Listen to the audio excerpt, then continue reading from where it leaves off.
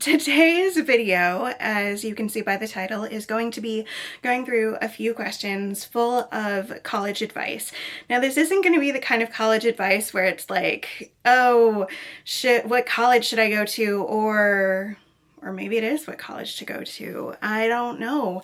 I am just here to talk to you guys about my experience and some questions that you should ask yourself before taking that leap. It's been almost a year since I've been in college, and I was in college for 3 years. 5 if you count the 2 years of early start that I did when I was in high school. So I've been in college for a hot minute, and I've been out of college for almost a year now. So I am ready to give whatever advice you need to. And if you have another question that I didn't address, feel free to leave them in the comments below. I promise to get to them as quick as possible and give you as much help as I can, because I think that people should be honest with each other about college and all the kind of advice, and I'm here to be some of your guys's advisors or big sister or whatever you want to call it. Take whatever advice you want and leave the advice that you don't. I'm going to preface this by saying I did not go to an Ivy college. I did not go out of state for college. So I stayed home and I did all that. So I'm just going to be sharing with you what I have advice on. So let's get to it. I have my handy dandy paper with all the questions here. Question number 1. Is going to college a good idea? Ooh, we're starting with a heavy one. Okay. I think that's something that every person has to ask themselves is, do I personally want to go to college? You can make a pros and cons list if that's helpful for you. Pro of, yes, I should go to college. Con of, I don't want to go to college. There are also other ways for you to get to where you want. For example, you have to kind of look at where you want to go in life. For example, what career do you want? Do you want to be a doctor? Do you want to be a lawyer? Do you want to be CEO? 9 times out of 10, you're going to need, for a doctor and a lawyer, of course, you're going to need a degree for that. So yes, you're going to need to go to college for that. And it's a good idea to do. If it's something like being a welder or a plumber, you might need to go to a vocational school, not a college. For me personally, I wanted to be a CEO. I wanted to be an entrepreneur. I wanted to basically be my own boss. I tried working in a corporate place and I did not like it. I just didn't. I tried a 9 to 5, didn't like it. It wasn't for me. If a 9 to 5 is fine for you, you go your own way. So for me, college was a good idea because I wanted to learn more about business and I wanted to learn more about different topics before I even entered into making my own business. So for reference, I have a bachelor's degree in business administration with a concentration in entrepreneurial studies. That's a freaking mouthful. It was a pilot program for my specific university. I graduated from the Indiana Institute of Technology, Indiana Tech for short. So there's that. Hopefully, yeah, there you go. Question number 2. What are the pros and cons of living at home versus being in a dorm? Ooh. Pro of living at home, you save a bunch of money. Con of living at home, one of the cons of living at home is I was kind of interrupted when I would be in a lecture or when I would be, because my desk is in the office, it isn't in my bedroom, I was being bothered. Sometimes I would be interrupted with questions, or I would be interrupted and asked to do something when I was either in a lecture or when I was trying to focus on this giant paper. And so sometimes my mom would help and she would be like, hey, no, leave her alone. She's working on a paper. She's taking a test, that kind of thing. Or I would have to put a sign up that would be like, hey, I'm working, don't bother me, that kind of thing. Pro of staying in a dorm. If you don't have that great of a home life, you can go and stay in a dorm. Con of living in a dorm, it's kind of a roll of the dice. It's kind of a, you don't know who you're going to be living with. You don't know if you're going to be living by yourself. You do not know if your roommate is going to be noisy. You don't know if the dorm itself is going to be noisy. But also, if you're living in a fraternity or a sorority, you don't know that either. But if you're living in a single, you can control that. You can get noise canceling headphones. They're just different. You yourself have to weigh the pros and cons of each, of both living at home or living in a dorm. Also, if you go out of state, you're probably going to have to either get an apartment or you're going to have to live on campus. So there's that. I personally did not move away from college. I stayed in my hometown. Which leads into question number 3. Should I go to online classes or in-person classes? This kind of goes hand in hand with living at home versus living in a dorm. For me, I knew from personal experience, I hated going to in-person classes. It bored the bejesus out of me.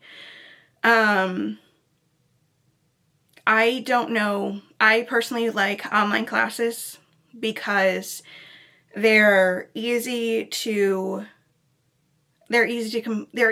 for me, I think easier to complete on time. You're not worried about, let me sit in a 5-hour lecture. Okay, now some degrees, they will not let you do that. You have to go in and you have to attend a lecture and you have to do all this other things. But for me, my degree, my business administration degree, and at my college allowed me to go in online classes. Also, luckily, I started college 2022. I remember. I started college fall of 2022. So it was kind of on the outskirts of COVID, so there were still a lot more options for online classes. Now, you'd have to look at your university that you want to go to and see what their online program is, if you wanted to go online or in person. Question number 4, is staying at home for college a good decision or will I miss out? Honestly, I didn't feel like I missed out by staying at home. I didn't feel like I missed out on anything because for me, I'm not a partier. I party now after I've graduated college. I party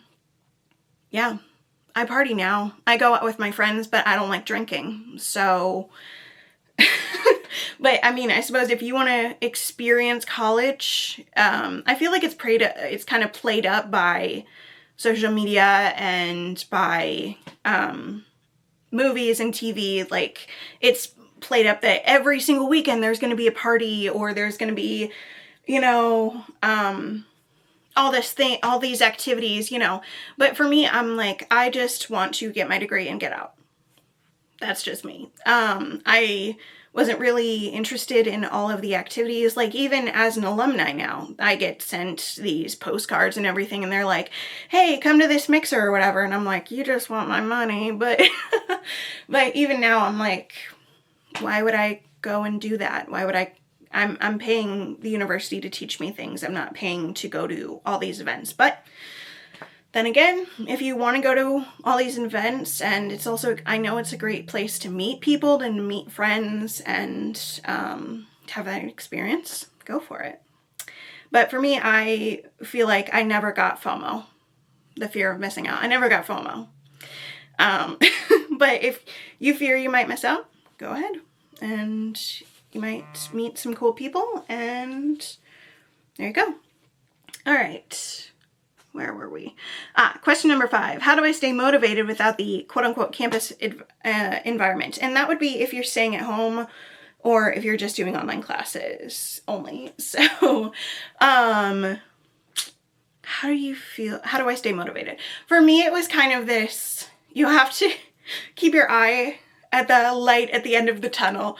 I know in the beginning, it was just like, okay, focus on small goals. So for me, it was finish each class, just finish the class. And then it was finish the semester. And then it was finish the year, you know, like progressively it was like, you got to finish these little baby chunks to fully accomplish the big goal, which is getting the degree and walking across the stage. Okay. So for me, it was kind of like, I also would reward myself, like, hey, and my family would also help me by rewarding me. So if I graduated and once I got my grade for the end of the semester or the end of the session is what I called it, my parents would take me out and we would get a meal.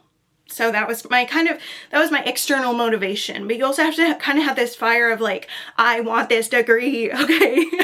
But it's hard. I mean, there were some days where I'm like, I don't want to do this anymore. You kind of have to weigh your own desire for that degree. Because for me, I was like, there were some days where I was struggling and I was like, this professor is not being nice. And I'm I'm kind of trying not to cuss, but I'm like, there were some days where it really sucked. But there were also some days that were really good where I learned a lot. And there were some professors that I loved a lot. But you just kind of have to take it day by day and say, I want this. And so, I mean, external motivation is really good. Like, you have to reward yourself for winning, and no matter the grade, you kind of have to walk out of it being like, I learned some stuff, and I did that. I really did that. I finished that class. So that's kind of how I kept motivated, like that external motivation, but also like counting down the classes and counting down the days until I got my degree and the credits until I got my degree. How do I create a good study space at home? Ooh, that's a tough one.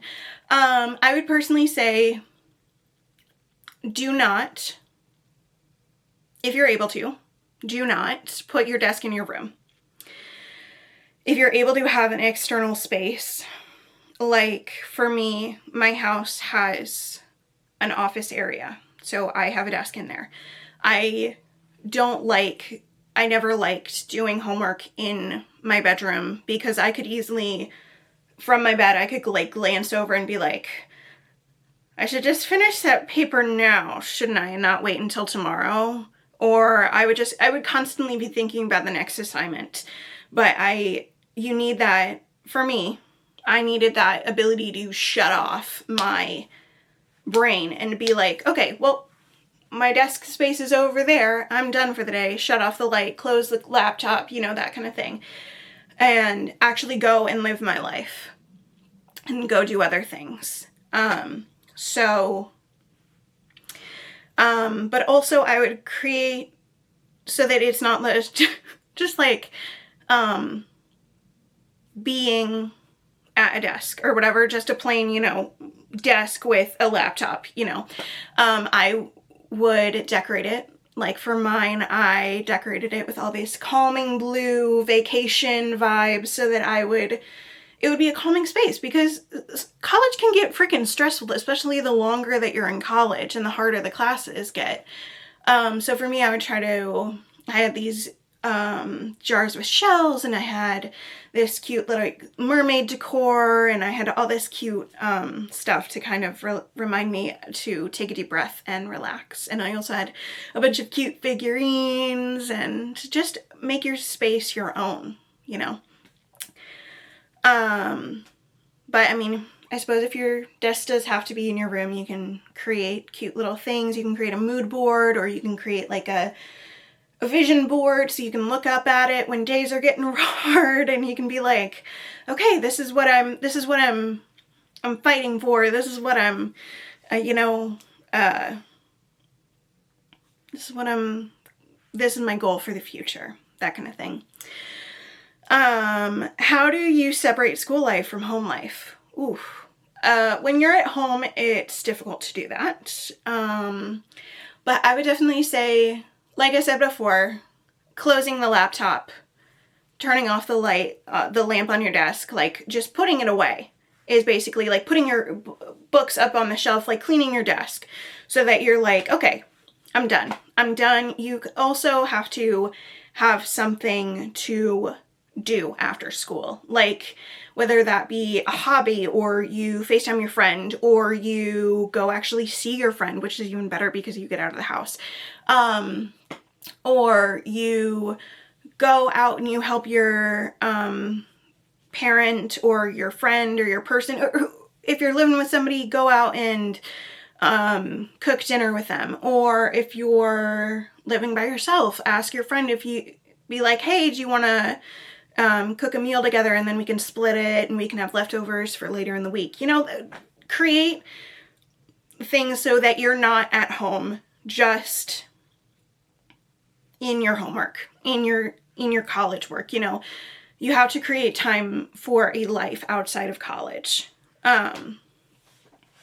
Otherwise you're going to look up from college and you're going to be like, it's been 4+ years and I don't have, and my friends are all married or they're at their own college, you know, at their own, doing their own thing. And you're like, you try to reconnect and they're like, nah.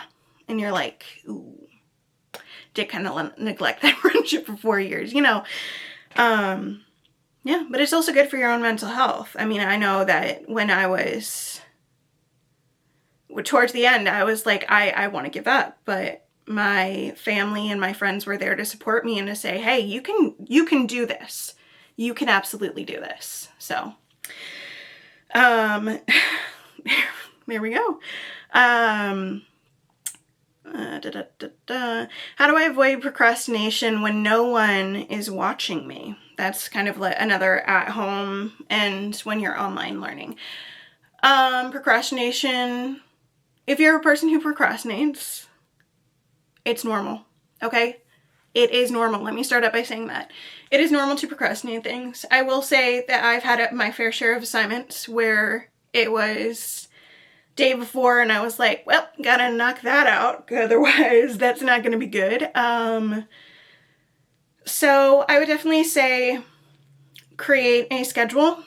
Whew.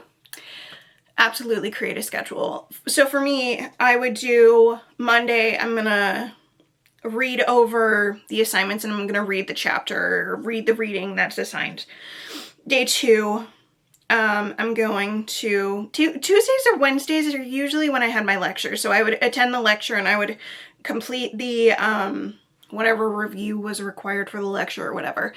And then I would also, Wednesday, I would write we would always have these discussion boards. So I would write the discussion board. Thursday I would post the discussion board, but then I would also, and then throughout the week I would also be working on the assignment, in little chunks. I would be like, okay, Monday I'll do the intro, Tuesday I'll do the, I'll do 1 page, Tuesday I'll do a 2nd page, you know, that kind of thing. Or like Monday I'll do research, Tuesday I'll start writing, you know, different things. It would just be broken down into little chunks. That was the best advice that I ever got when I was going to college, was you kind of have to, write out write out your schedule of everything, and also writing out when lectures are and when due dates are. So I would write due dates in my physical calendar, not in my daily portion of the calendar. I would write it in like, oh, okay, on the 5th, it would be here. Also, side note, that is also how I kept a lot of procrastination at bay. I would have a personal calendar, but then I would also have a school calendar. And that's true for all college. You should always have like a personal calendar, and then you should have a school calendar to be like, oh, this assignment is due in a week and it's a massive 6-page paper. I should probably start writing that. So that's some ways that it helped. Just breaking it up into little chunks. That way by the by like the day before or whatever, I would have already proofread it, and I would have already gone through a few drafts, and then I would be able to send it off. Yeah, so that's some ways that I stayed off procrastination. How many hours a day should I actually be studying? Okay. They're going to lie to you and say that you should be studying like 8 to 9 hours a day. Now, here's the thing. Depending on your degree, that might be true.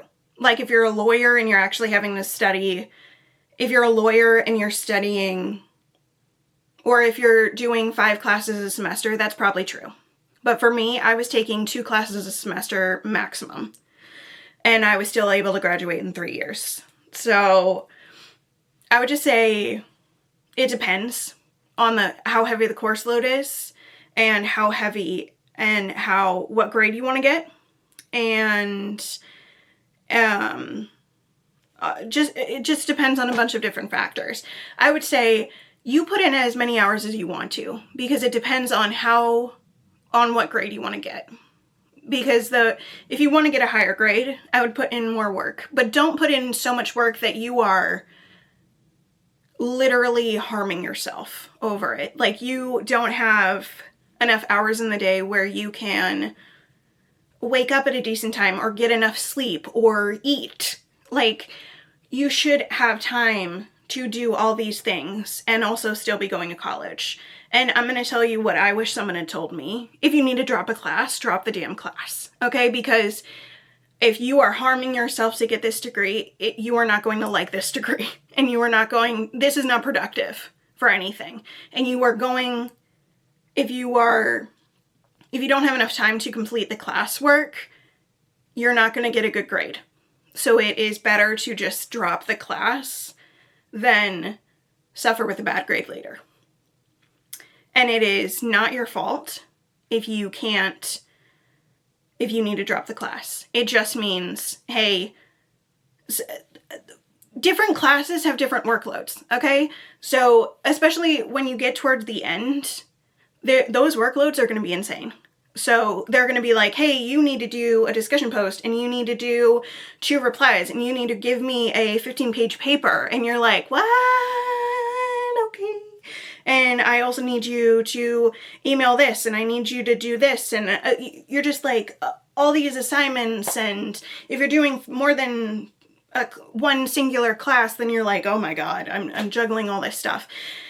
And so if you need to drop the class, okay? You can take another, a little bit. You can make it up later, or you can do it, whenever. For me, I went to school year round. I didn't take summer break. Well, I mean, I had like a week off for summer, and I had a week off for fall and all that. But for me, I went to school year round because I was like, let's do it. Let's wrap it up. Towards the end, that burnout caught up with me, which is because I didn't want to drop the class. I was like, no, just do it.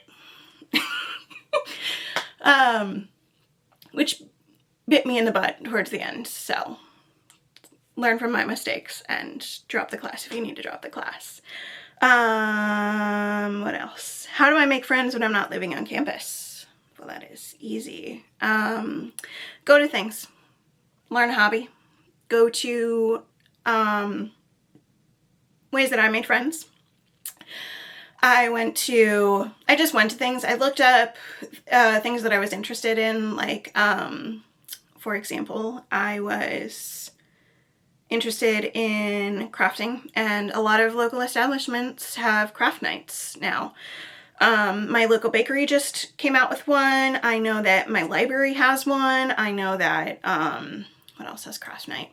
The breweries near me has a craft night, and so it would be free. So you would just go to said establishment, and you can bring a coloring book and some crayons or markers or whatever, or you can bring crochet, you can bring knitting, you can bring whatever craft you're working on, and you can literally just sit, and if you're nervous, go ahead and just focus on your craft. But then as time went on, I would like come out of my shell and I would be like, oh, what are you working on? Or the other people would ask me questions and be like, oh, what are you working on? And that's one way to make friends.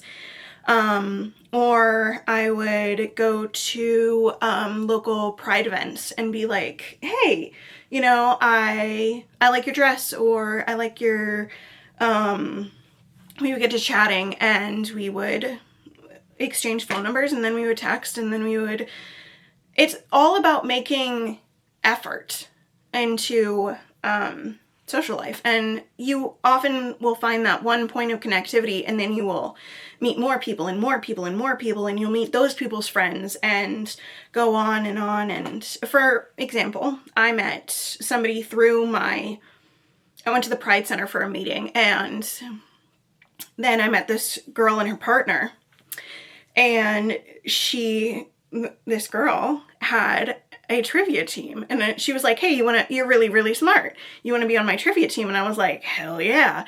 And this was, of course, after I graduated college, but I'm sure I would have met her before. And then she introduced me to her trivia team, and her trivia team is also some of her friends from work and from just hanging out. And so now, sadly, she moved away to Portland.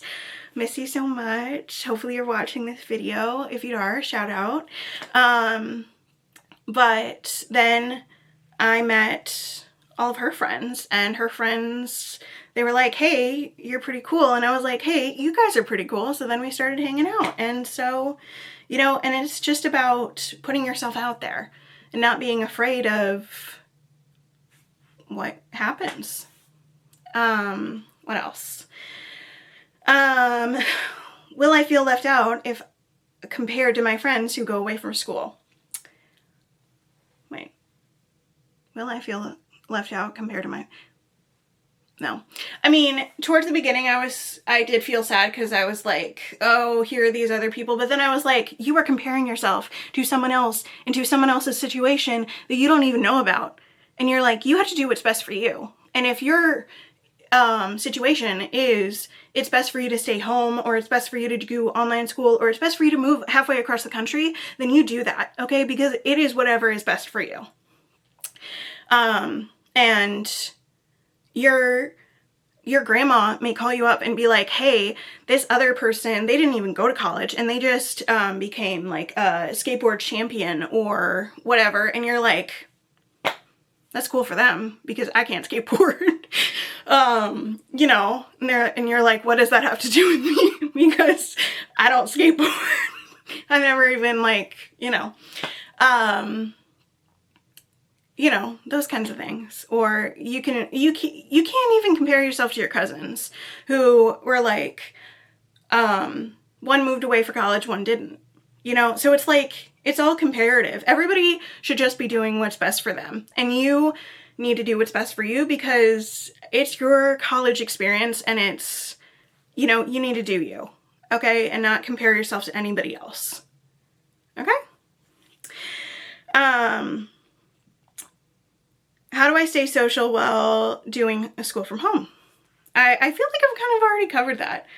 I feel like I made the mistake of kind of making some of these the same, so you stay social by literally forcing yourself into, you schedule out your school day, okay? That should be your main, concern or whatever. And then if you're working, go ahead and schedule that in, but you also have to make sure that you schedule yourself some friend time. So if you schedule a get together with friends, make sure you're doing that at least once or twice a week, because if not, I assure you, you will not feel great because you're just like, work, work, work, work, work, work. And that's not good. You need to decompress, you need to vent, you need to be like, hey, my work today sucked. And they're 9 times out of 10, if you found your people, they'll be like, yeah, my job sucked too. Anyway, did you watch this new TV show? And you're gonna be like, yes, I did. And and then you can just decompress because you can just talk about stuff like that. And and they're gonna be like, yeah, We're going to let you vent, but you also got to make sure that you don't vent so much that you're like, you got to focus on the present, okay? And just relax and just be present. What is it? Oh, question number 13. Is it harder to get help from professors online? Sometimes. It depends on the professor. I've noticed that sometimes the older professors can be, if they're doing this and they, like, sometimes if the professors are older, they can take a little bit longer. Sometimes if they're, but it just varies depending on the professor. I know that there's like some websites have like a ranking system of professors, and they'll be like, hey, this professor is like 5 stars and you should totally do that. But I would also go into the comments and be like, hey, is this professor tech friendly, or is he not tech friendly? You know, some people are just better at in-person communications, and some professors are just forgetful, because professors are human too. Okay. Where else am I? Question number 14. How do I ask questions in online classes without feeling awkward? You kind of have to bite the bullet and just kind of be like, you can either type your questions or you can talk your questions.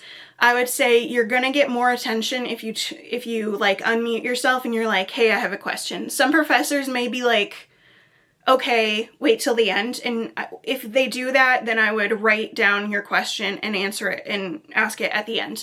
Some may just do it, and you just have to politely interrupt. You have to wait until they're at that midpoint, you know, where they're, where there's a lull, and then you have to be like, hey, I have a question. And then if they're like, go ahead, then you can ask your question and get your answer. Or if they're like, wait until the end, then you're like, cool. And you kind of mute yourself again and you write down your question so you don't forget it.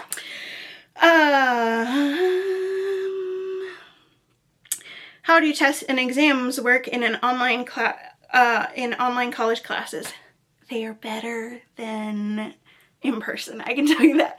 I hated in-person classes because I am an anxious test taker and I do not do well. Like, I feel like in-person tests, there's like a little,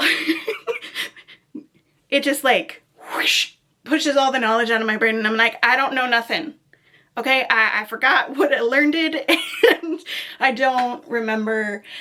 And so that was fun. That was fun for me, to kind of try and remember things.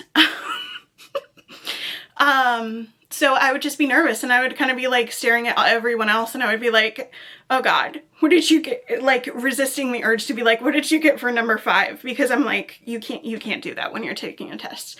I hated that in high school when I was like taking an in-person test, and I sucked at it. Not to put myself down, but I did not do well. So online tests are the jam, because I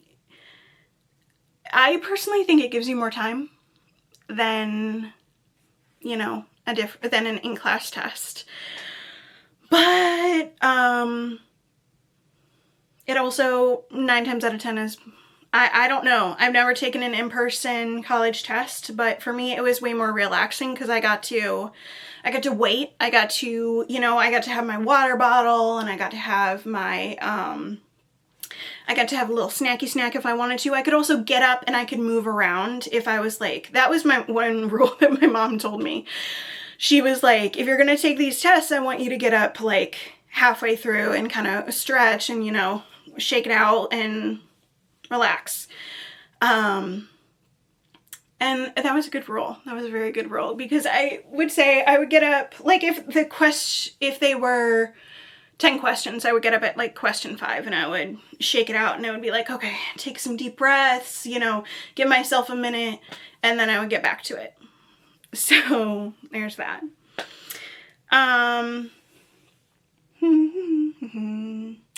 How do I manage time when my family is around all day? I would say, how do you do that?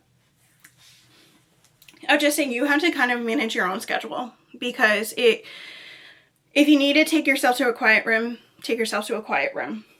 If you need to take yourself to the library, take yourself to the library, or like any public library or your school's library or whatever, take yourself there, because if you need quiet time, take that quiet time. But other than that, I would say that I just listen to the Lo-Fi Girl, or I listen to focus music like low, and I would like knock out a paper, and I would just kind of like whoosh, and knock out a paper. I'd also be facing a wall, so I wouldn't be like facing out. I'm gonna roll a chair, so that's why I'm swiveling. So I would be facing a wall, and I wouldn't be facing like out into the rest of the house. So that also kind of helped me keep my focus on the task at hand. Also, like letting my family know, being like, I would have a sign up on my desk that would be like, hey, I'm working from this time to this time. Can you like write down your questions, or can you like talk to me later? You know, when I get up to get a snack, or when I get up to go to the bathroom. Also another bonus of staying at home for school. You can go to the bathroom whenever you want, or get a snack whenever you want. That kind of thing. What else? If you have any other questions, comments, concerns, let me know in the comments below, and I will make sure to answer your questions to the best of my ability. And if you stayed until the end of this video, please comment this emoji to let me know that you're a real one. And please subscribe, because I have a goal of getting to 100 subscribers by the end of the year. Comment, like, hit the subscribe bell, and see you in the next one. Bye!